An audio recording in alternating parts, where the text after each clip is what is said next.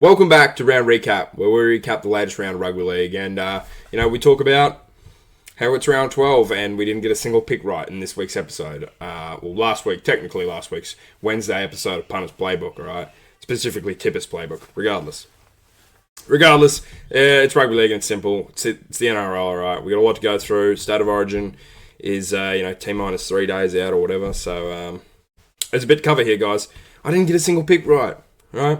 If you watch the Wednesday episode, if you watch Tippers Playbook, a segment in Punters Playbook, all right, where we tip the round, I didn't get a single tip right, guys. On paper, I didn't. All right, up here I did. So let's just get into it. Let's dive into the weeds. Bulldogs versus Dolphins. Thursday night game. This is the second time I've recorded this. I'll be honest with you guys. We're having some computer difficulties. We're having technical difficulties. There's technical difficulties, but we're still here. We're still showing up. We're hoping, we're praying. Okay, Bulldogs versus Dolphins. Dolphins, Bulldogs. It was a tight game for a while there. First half, it was tight. It was, held to a close game. Honestly, got some flashbacks to sort of, not really, but when they played the Broncos at Suncorp in the rain. Anzac round in that. Bulldogs, man. They sort of fell off the pedal there in the second half. I'm really flat talking about this one. I didn't watch it, I'm going to be honest with you guys. I didn't have the time to watch it. I was busy, right? I do often have things to do, especially on these Thursday night games at 8 o'clock. Then things to do is bed. But, I will give credit to the fact that during Punters Playbook, I said that the Bulldogs had Crichton out, Max King, Kurt Mann out. I neglected to acknowledge the fact that they had Jacob Preston out and they had Jack Giraz out. So they had 5 big outs, like 5 of their biggest outs, which is a contributing factor as to why the Dolphins 44 them. Right? And, the Dolphins were only missing the hammer. You slip Jack Averillo into that spot. They were firing, all right? So 44-8, it's in the rain. The Dolphins jumped him in the second half. I don't know. I don't have much to say about this one. The Bulldogs have lost to both Brisbane teams now, the Dolphins and the Broncos, and both in the wet. That's a bit of a rugby league omen. All right, it is. So I don't have much to talk about on this one, guys. It's 44-8. It's pretty meh. It's meh. It's a flat game. It's meh. All right. It's good to see the Bulldogs lose, all right? It's good to see the Bulldogs lose. It's great to see the Bulldogs lose. Parramatta versus Manly. This game, highs, lowest, lows. Tipping standpoint, all right? I tipped Manly because I thought, Manly are only missing DCE, all right? It's one of the few years, it's one of the years where Manly haven't had many people out, just DCE. And the Eels had Zach Lomax and Mitchell Moses, put them together, make mo. And the Eels still put 20 plus points on it, 13 plus. 30-10. The Eels ran rampant, right? Once again, tight first half, second half blows out, right? Hopewadi scores the only 2 tries for his team. Parramatta, they were everywhere. They were everywhere, and the reason for them being everywhere is for someone who we don't often speak about on the channel, but he's near and dear to the Fine Field Insights hearts, and that's South Sydney Rugby League great Footy Dean. Now, if you don't know who Footy Dean is, all right, you can do your own bit of research, YouTube, Footy Dean, all right. He's a legend of the sport. And that's where this 30-10 comes from. Because Footy Dean was out there putting balls on chests, all right? Pause. Not in a sexual manner. He was putting NRL Rugby League balls on NRL Rugby League chests, all right? And we're looking at coming out with a merch line called Fine Field Insights Can Pass, Can't Kick. Can't kick, can pass. Footy Dean. It's a Footy Dean exclusive. Can't kick, can pass. But he can kick, and he can pass. But he can't kick, can pass. Alright? He's, the passing. The passing was just like, 30-metre cutout ball straight at the chest. Footy Dean single-handedly brought this game home for Parramatta, in my opinion, in my unbiased spectating of the game. Footy Dean. This was all Footy Dean. 30-10, balls to chest. Can't kick, can pass. I don't have much else to say about this one, but yeah, I do. Footy Dean. That's all I've got to say. And honestly, I'd really like to know what he put on fantasy. I'd like to know what his fantasy scores were, or if not, some stats. If we get some stats up on screen, some stats or some his score for fantasy, right? If we can see a bit of that,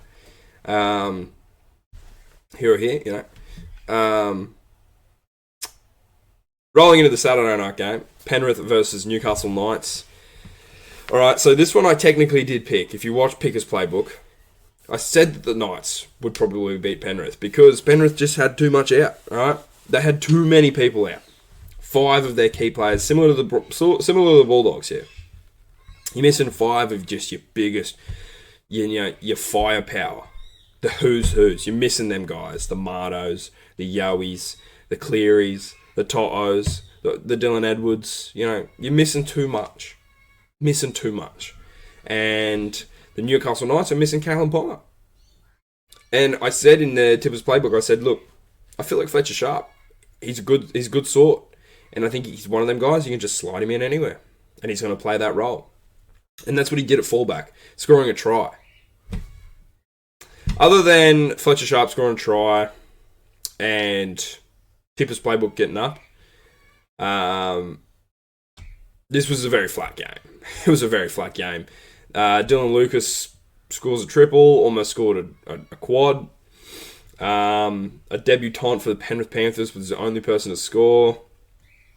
Just a very flat game, man. Penrith, they just sucked without Cleary. They sucked without them 5 big names. And Newcastle walked all over them, man.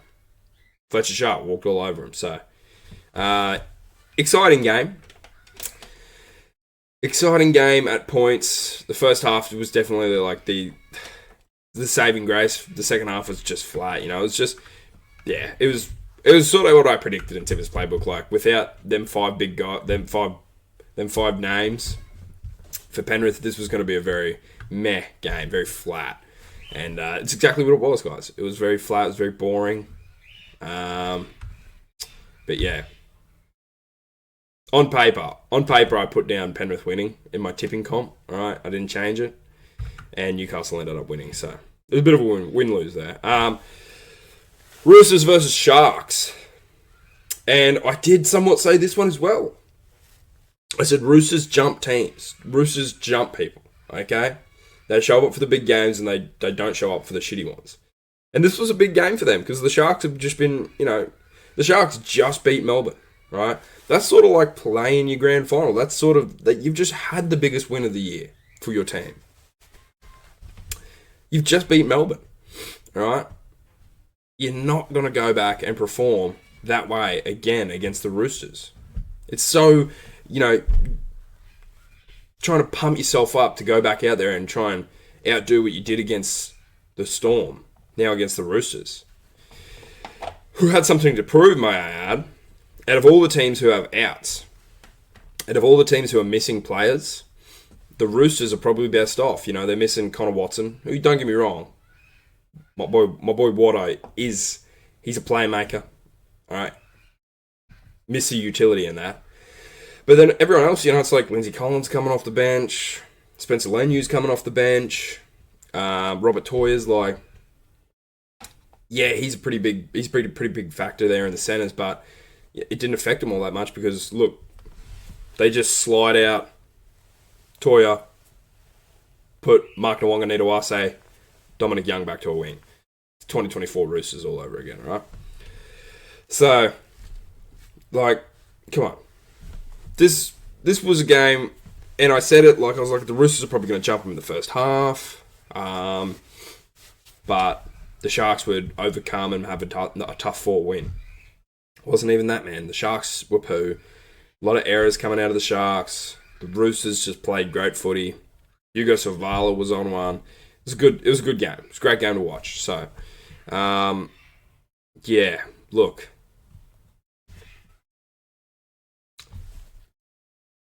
I don't have much else to say. I don't have much else to say. I will say I was live in spectation for this game. All right, spectation. I don't know if that's a word. I was live for this game. All right, and last minute, Dominic Young scored a try. Let's just say there was a certain someone out there, you know, with relying a lot on Dominic Young. All right, sell the TV kind of stuff on Dominic Young, and he came through for not me, a good friend of mine. All right. We won't disclose numbers as to how much Dominic Young won this certain person, but let's just say he doesn't have to sell that TV anytime soon. Up next, Warriors Raiders, the Sunday game. This one was a little flat, guys. I'll admit it was a real push and shove. It was a real wrestle for the ball. Both teams really wanted it. It was tight the whole game. It only blew open to that 6-point lead for the Raiders, like right at the end there, last 17 minutes or something. But tight game the whole game.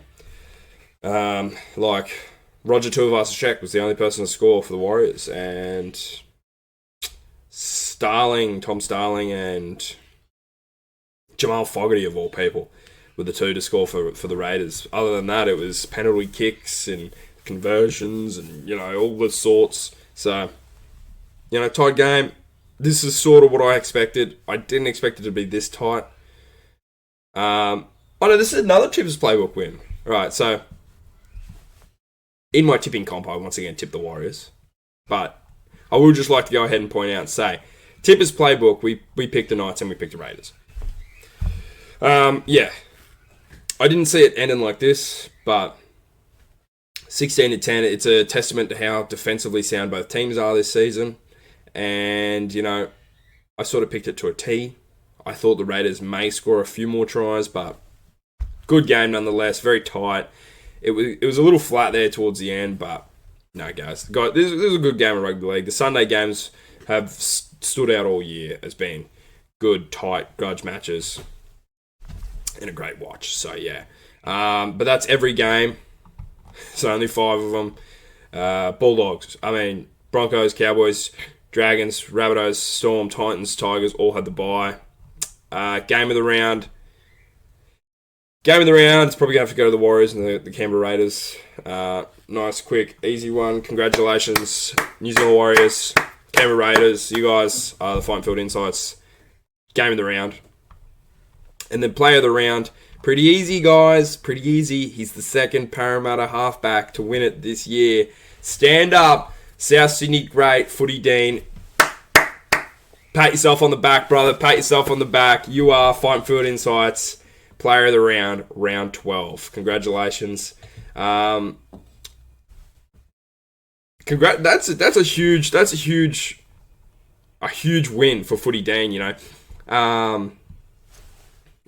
guys, this is someone playing his 6th game this season. He filled in a fair bit for Moses at the start of the year, but comes in, fills in for Mitchell Moses, and wins Fighting Field Insights Player of the Round. And this isn't bias. This isn't any bias towards him being a former grade of South Sydney, all right? This is just the fact that it's Footy Dean, and he did go out there and put on a performance. One of the greatest performances in Parramatta history. Can't kick, can pass. Great round, guys. Not much else to say. Great round. Short video, short and sweet. We'll have a bigger one next week with... we got 7 games, so two more ones to talk about. But yeah, that's it, guys. Like, subscribe, check out my socials, Instagram, TikTok. That's all we're on. And yeah, thanks for watching, and I'll see you in the next episode of Fighting Field Insights round recap. Deuces.